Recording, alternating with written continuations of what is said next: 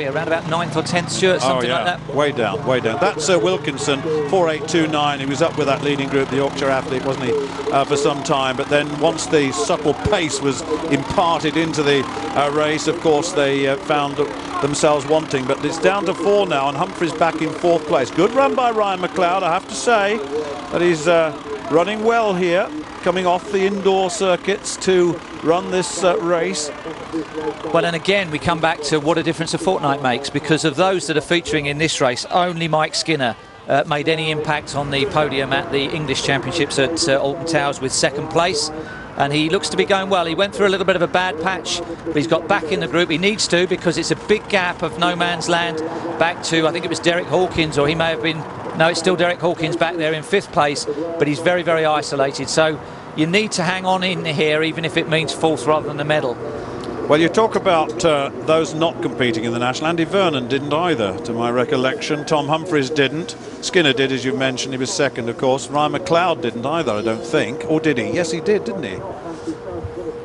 English National, no, yeah. He's concentrated on indoors. He has, yeah, I was right the first time, yes. Yeah. This could be the Great Britain and Northern Ireland team that we're looking at here, because it would be a long, long way to go back. There are no sick notes that have come in from anybody else, so that could be the 4, or, of course, the discretion is there in the selection policy to take no one. Well, that's Derek Hawkins by the look of it. Yes, it is. The Scottish champion. He's had a good run. He's had a very good run. He has. That's a difficult position to be in, you know. I mean, he's on his own. There's a leading group ahead of him. There's a group behind him. He's got no one to run off. And that is the most difficult and isolated position you can get into in a distance race, really. Yeah. Whereas these 4 have got themselves to work off. But look at this. Andy Vernon's really put the pedal down now.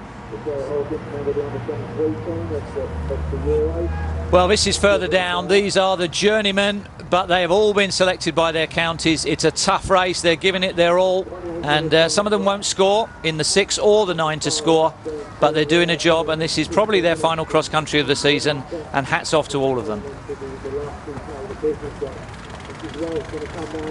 Well, I'll be Andy Vernon. Looks so businesslike, doesn't he? There's such a difference in stature between him and Mike Skinner in 2nd place. But this is a real effort to get away now. It's absolutely clear to me. This is the run for home now from Andy Vernon.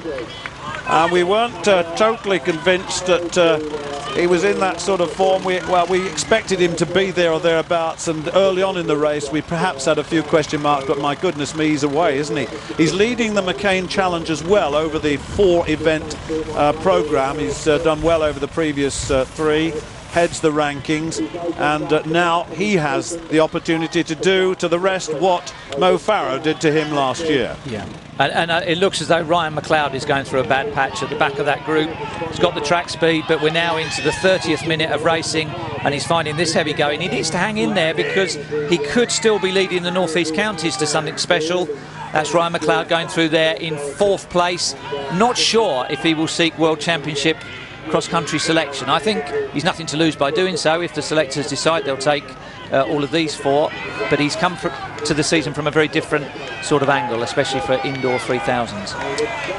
Yes, well, of course, Andy Vernon was 44th in Bydgoszcz in the World Cross Country Championships last year, if I remember.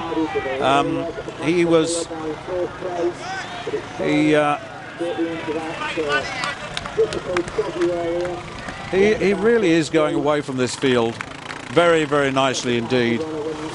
And I think last year Mo Farah had a wildcard entry by virtue of the McCain Challenge placing, and he wasn't running for a county, so technically Andy Vernon won last year, so he's actually, if you include that, on a little bit of a streak. Yeah.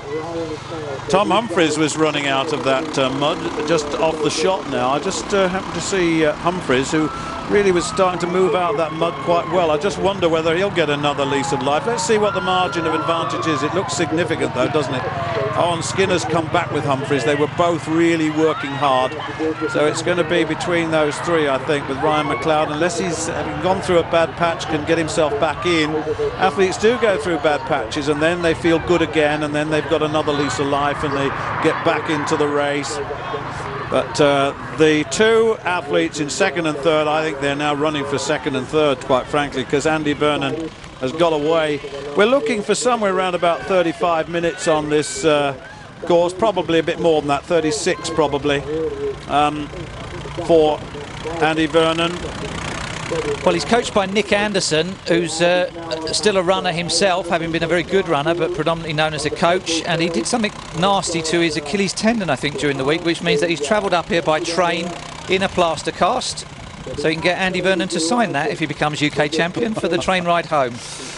Well, it looks to me as though this is too big a margin, and he's too good an athlete. And the little glance, that's the point at which you'll see them all the way through the day, that little glance over that corner. It gives them a lovely opportunity. They don't have to look behind. All they have to do is to peripherally look across and see where the rest are, and it gives you that little bit more of a boost. And that's what happens when you've got courses that wrap round each other, each lap wrapping round each other. Don't think they're going to catch him, but on the other hand, there are two of them working together, and the gap is still only around 10 seconds. So if one of them was feeling good and put on a spurt, and Andy, you can see, is rolling a little bit in the shoulders, the gap could come down. But I think he's got enough racecraft to be able to hold on to this lead at this point. He's certainly a power cross-country runner, isn't he? Humphries slighter in figure, so is Skinner. Let's just have a look and see what we can get. That picture, not entirely... you can see it's about 40-50 metres, isn't it? With just 1,000 metres to go. And that is an athlete who's got another lap to go, I would think, after Andy Vernon has finished. I think it may be the colours of West Wales, I'm not sure. Yes, I'm not going to say. But Andy Vernon really working up that slight hill again, deep in concentration, looking down in front of him. You often say, what do they think about? Well, they're thinking about how they feel. It's sort of a hypnotic state once you get into that sort of a running mode, and you're way ahead of the rest of the field. It's hypnotic in a way, and if you're feeling good, well, who knows? There's a lapped athlete. Well, they're still locked together, these two. That is Mark Gosney of West Wales, just to give him a mention that he won't appreciate, I would think, but... He'd be honoured, Stuart, to have you call him home in the UK Cross. What could be finer than that? That will be the family video for the next 10 years. No, I think Humphries has slightly shot his bolt with that attempt to run away. And Mike Skinner went through his bad patch much earlier, and he's the one that's now in second. And that's a two-stride lead. So the gap's still about 10 seconds out in front. He's got probably less than 500 metres to run. But the battle for second and third is going to be an intriguing one. Who's got the legs on this one for silver and bronze?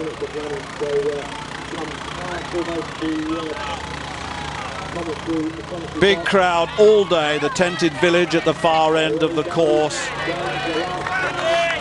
Much support from this big crowd. Crofton Park, wonderful venue for this. Skinner having a bit of a charge now. Yes, he's got ahead of Tom Humphries, hasn't he? Skinner in second place, Humphries in third. The cloud's well out of the picture now. There we got the second and third, Mike Skinner. Humphries has got a good sprint finish on him, though. It'll be very interesting to see how they go for the places. But here's a fella very much in full swing. Mo ran around about 35 last year. He really did. He was coming into about now, actually, into the finish. Was Mo Farah last year in terms of time. And, of course, Andy ran about 36, just outside 36, if I remember, last year. So he's run well. Now then, who is going to prevail in terms of second and third? Skinner looks to be getting away a little bit. Andy Vernon puts down the pedal once again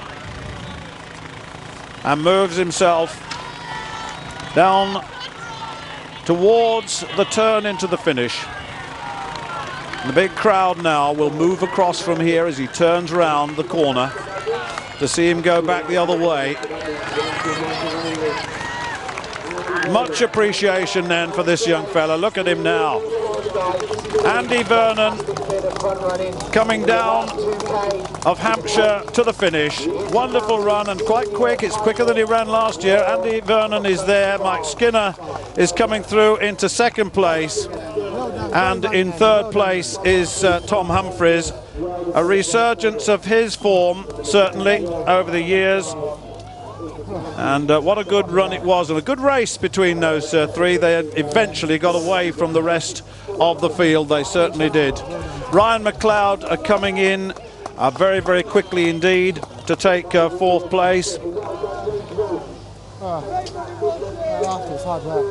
4.775, we'll just identify. He was up there early on, wasn't he? 4.775. Remember him? It was James Walsh who came through. And there's Steve Vernon coming through to finish. And Nick Gulab coming through as well, 4.835. And that's Wilkinson as well, who was one of the early 4.829s, one of the early featured athletes, James Wilkinson of Yorkshire, who faltered a little bit towards the end. But certainly the rest will keep going through. I can see Tom Lancashire will soon be coming down towards the finish. But this fella is a champion, and he's done it well. He won in 2009, was second to Mo Farah last year, and he's back in business this year. Very good run, went with the form book in the end, with Mike Skinner, the English national second placer, coming through to take second place ahead of Tom Humphries. Let's have a look. It all started once again with the mass start, and it was pretty quick actually from those out in front. A young fella who went out early on to get himself into the to be noticed. That's Harun Abdi, and the masses followed through. Abdi led for quite a considerable way in the early stages, but eventually was swallowed up by the big names of cross-country running. Tom Lancashire on the right, there's Ryan McLeod on the left. This is the point at which they took him over. Skinner in the blue there. There's Segai Tweldy, 4.670.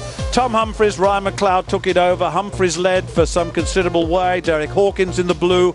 The Scottish champion was always there. Ryan McLeod looked strong. Andy Vernon was well down, but gradually made his way through. Humphries took on the race by the scruff of the neck, but then Andy Vernon down the backside of the course, the far side of the course, really went away from the rest, went up the hill fast, ran away fast, and when it came to the finish, well, the rest hadn't got any answer. So another win for Andy Vernon.